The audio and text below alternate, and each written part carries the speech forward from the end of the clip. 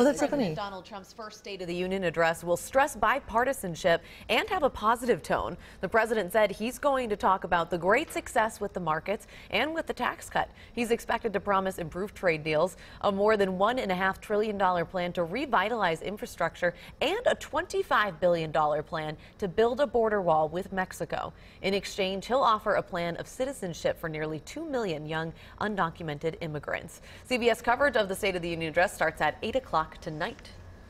Esme joins us again as we look at the president's first State of the Union address. A lot of speculation as to which Donald Trump we'll see. Will we see the defiant, kind of shaking up the way things are done, or will we see the teleprompter reading? American carnage, or perhaps the presidential Donald Trump. I think this is why Donald Trump attracts so much attention, has people tuning in all the time, because we don't know.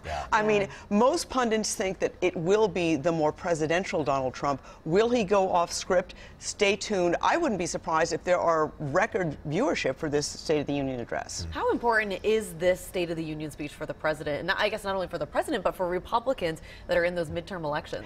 This is absolutely critical. The midterm elections just really 10 months away, 11 months away, and Republicans really are on the precipice. They could lose the House. They could lose the Senate. And Donald Trump, look at his approval ratings here in Minnesota, 45%. That's actually up from what it was a few months ago. He really has a moment here to seize his accomplishments, talk about the stock markets, talk about the tax cut. If he goes off script, he could be in trouble. Representative Joe Kennedy III, a Democrat from Massachusetts, is going to give the Democrats' response. I always wonder, how much these responses matter, if people are still watching. Yeah, I think this is interesting. Obviously, choosing Representative Joe Kennedy, a young congressman from Massachusetts, he is the grandson of Robert Kennedy, the great-nephew of President Kennedy.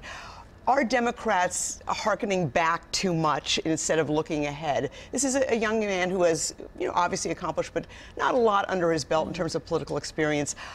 I'm not sure this is the right pick, but it remains to be seen. No, this does not matter anywhere near as much as the address. The voters seem to say in the well. election, right? Clinton, we've had enough of the Clintons. They rejected Jeb Bush in the primary. People seem to want to be done with these kind of legacy names within but maybe not. You never know, right? All right, Esme, thank you.